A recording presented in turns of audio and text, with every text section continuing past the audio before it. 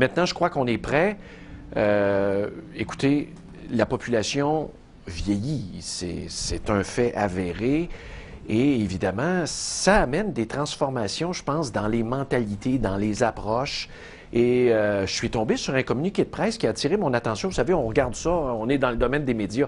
Alors, on est toujours branché là-dessus sur Canada Newswire. C'est un réseau de fils de presse, un peu comme la presse canadienne. Et regardez à l'écran, il y a un texte qui sort en fin de semaine, Un Québec pour tous les âges. Et c'est pas un communiqué de presse qui est traditionnel. Vraiment, c'est comme si on avait un message à nous passer.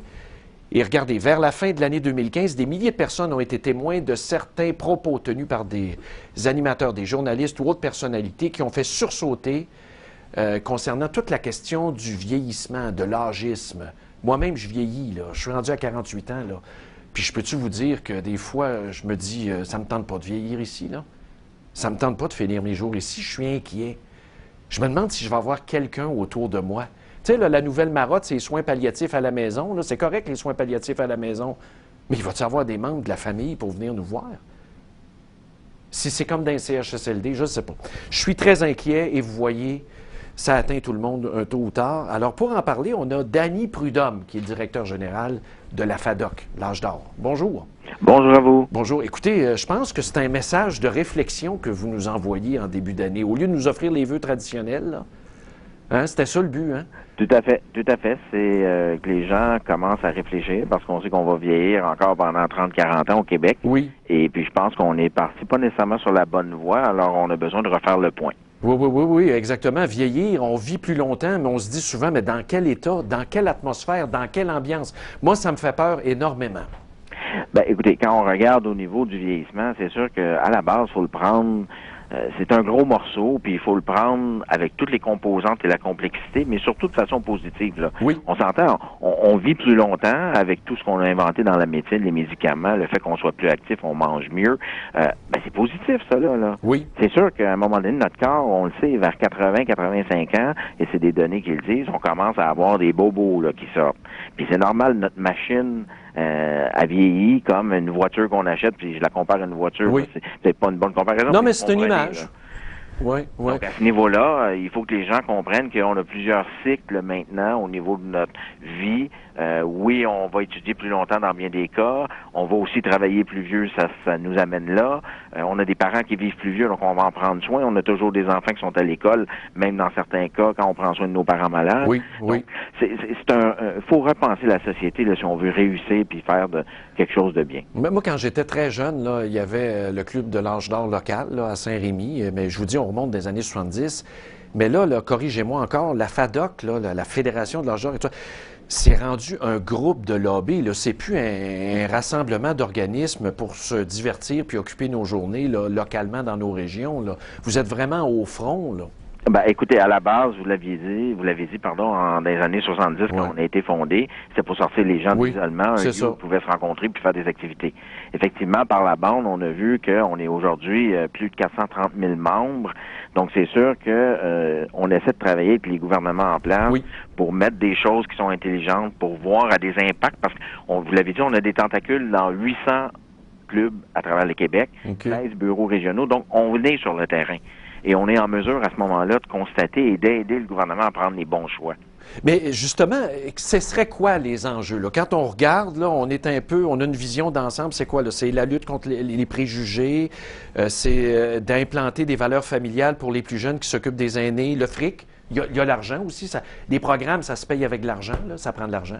Tout à fait. Ben, vous l'avez dit, dans un premier temps, c'est arrêter de voir le vieillissement comme négatif, penser que je le mets entre guillemets, là, les vieux donnent moins ou font moins pour la société. C'est pas le cas. Ben non. Ils font autant puis différemment dans bien des cas. Oui. Si on pense aux proches aidants, si on pense aux bénévolats, la FADOC n'existerait pas sans nos dirigeants qui sont des bénévoles, là, à peu près 10 000 à travers la province. Donc, c'est sûr et certain qu'il faut le voir différemment. Oui, vous l'avez dit, le revenu. Revenu étant, on travaille plus longtemps, mais les employeurs, ils veulent peut-être pas nous garder. Ils disent qu'on est vieux puis qu'on performe moins. Mais ça aussi, c'est des préjugés, là. On sait qu'on performe différemment. Donc, on va peut-être faire moins de tapage parce que on sait ce qu'on fait, puis on a une expérience d'acquise, mais on va travailler tout aussi fort. Si on parle de revenus de retraite, on a vu dans les dernières années, hein, les revenus de retraite, ben il y a plein de choses qu'on a voulu faire avec les fonds de pension. On disait que ceux qui en avaient, ben ils étaient chanceux, puis on essayait de les montrer comme des gros méchants, alors qu'ils ont payé avec leur employeur. C'est un contrat qu'ils avaient. Puis de l'autre côté, on a la Régie des rentes qu'on veut pas bonifier, alors que l'Ontario vient de le faire. Oui. Dans leur cas, alors nous, on dit, ben aidons-nous à avoir des revenus de retraite décents. Là, on fait pas ce qu'il faut. Si on regarde la santé, on dit que les vieux coûtent cher, encore une fois, entre guillemets, quand je parle de vieux, là, parce que c'est pas péjoratif du tout, alors que quand on regarde réellement la statistique, c'est la 4e dépense, puis ça augmente juste de 2 par année, alors que la population vieillissante est beaucoup plus de 2 en augmentation. Fait que faut juste dire les vraies choses pour pas se dénigrer un l'autre, en fait, de génération. Là. Mais vous apportez un point, et là, je radote, là...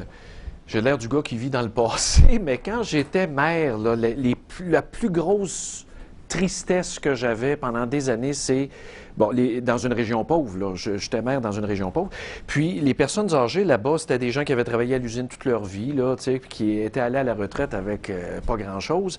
Puis les taxes municipales, tu sais, ton assiette de service, si tu veux la maintenir, il faut que tu l'augmentes, là, ta taxe, tu n'as pas le choix, avec une population qui n'avait pas plus de revenus. Tu sais, d'année en année, il y avait comme un fossé qui se creusait entre l'hôtel de ville et les personnes âgées. Puis, à un moment donné, on s'est dit, on devrait peut-être avoir un mécanisme de crédit de taxe pour les aînés, pour qu'ils puissent au moins conserver leur maison le plus longtemps possible, même si c'est un grain de sel. Tu sais, c'était pas grand-chose, là, mais les revenus n'augmentent pas à la vieillesse, là. Non, tout à fait. Puis dans ce sens-là, on a vu le gouvernement dans son dernier budget, puis ça vient d'entrer en vigueur au 1er janvier cette année. Il y a effectivement une subvention possible au niveau de la taxe foncière. C'est bon. Si ça fait plus de 15 ans qu'on a une maison, si on fait moins de 50 000 de revenus familial, il y a d'autres évidemment critères, là, je simplifie. Oui. Mais à la base, ben là, on voit que, ben enfin, on parle du maintien à domicile, là, on vient de faire un geste concret vers ça. Ça enlève rien à ceux qui sont pas là, puis ça nous permet de garder nos gens à domicile plus longtemps, en meilleure santé, puis à continuer à contribuer à la société comme ça. Vous, votre plus grand enjeu, là, si on regarde là, à quoi qu'on va être confronté comme société au Québec, là, qu'est-ce qui nous attend? Le vieillissement, oui, il y a des coûts, il y a une perte d'expertise aussi, il y a de la matière grise qui s'en va, même au niveau de la relève des entreprises. Tu sais, les personnes, là, les chefs, les hommes, les femmes vieillissent, puis souvent, il n'y a même pas de relève. Dans la ferme, c'est la même chose. Oui, ben en fait, vous avez, on parle de deux choses. L'appauvrissement général. Oui. Donc, ça, c'est sûr qu'il faut le prendre sur tous les angles. Puis le deuxième, je dirais, au niveau de la santé. Si je parle de l'appauvrissement rapidement, dans le fond, on l'a vu, le panier d'épicerie a augmenté quoi, 30 dans la dernière année ou presque. C'était énorme. Donc, c'est sûr que les gens qui ont des revenus fixes, ils coupent. À un moment donné, ils coupent dans l'essentiel, puis là, on s'en va vers des gens qui mangent pas ce qu'il faut, qui vont arrêter de faire des activités pour se payer des choses, puis des activités bon nécessairement de luxe. On s'entend quand je dis des activités, juste un type de transport ou tout simplement aller faire cette petite activité qu'on est habitué de faire. Donc là, c'est sûr qu'on a un problème, puis pour prévenir ça, il faut pallier pour les fonds de retraite. Donc, la Régie des rentes, il faut faire quelque chose avec, comme l'Ontario a fait, pour essayer de pallier ça dans les années qui arrivent. L'autre chose au niveau de la santé, ben, on le sait, le système n'est pas adapté au vieillissement, puis on en a pour 30-40 ans.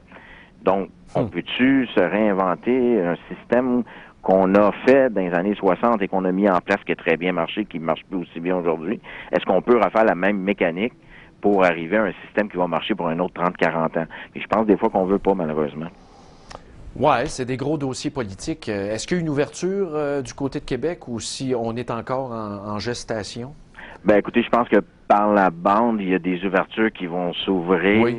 C'est-à-dire, il y a des ouvertures qui vont arriver, parce que, comme je disais, comme l'Ontario, eux, ont bonifié, puis là, le nouveau gouvernement fédéral veut bonifier le RPC. Alors, le Québec va être obligé de suivre avec le RRQ. En santé, ben on voit plein de choses qui se font. Là, il faut juste s'assurer que les impacts sont positifs puis qu'on y va dans le bon sens. Là. À suivre. Merci beaucoup d'avoir pris le temps. Merci à vous. À la prochaine. Bonne année. Au revoir. Au revoir. Alors, vous voyez, là, la planche, là, elle est pleine. Elle est pleine. Il y a plein d'enjeux qui sont liés au vieillissement, dans le sens vieillissement numérique. L'âge moyen augmente. Je vous donne l'exemple. Dans ma propre région, là, dans le Haut-Saint-Laurent, donc dans le sud-ouest du Québec, on est un peu plus âgé que la moyenne du Québec, je pense, qui est de 42 ans. Nous, c'est un peu plus que ça. Alors, c'est sûr que ça a des impacts, ne serait-ce que pour le design urbain. Vous allez dire, ben voyons donc! Ben oui, on a fait un design urbain pour les personnes à mobilité réduite. Admettons les accès aux trottoirs, les portes, question de déneigement. Mais pour les personnes âgées aussi, des parcs intergénérationnels, pensez par exemple le long d'un sentier à mettre des bancs à intervalles plus rapprochés quand tu as une population vieillissante, puis s'assurer aussi que les dalles de béton là, dans un parc, là, ça peut être bucolique quand c'est, tu sais, des dalles un peu de travers, là. Mais quand tu es jeune, il n'y a pas de problème, là. Mais quand tu es âgé, là, tu peux te casser une hanche. C'est bien beau, là, mais ça ne marche plus, ces affaires-là. Alors ça, c'est une population qui vieillit. Et il faut adapter nos infrastructures. Il y a toutes sortes de considérations maintenant. Tu sais, quand on parle de politique familiale, ce n'est pas juste de faire des parcs pour les enfants.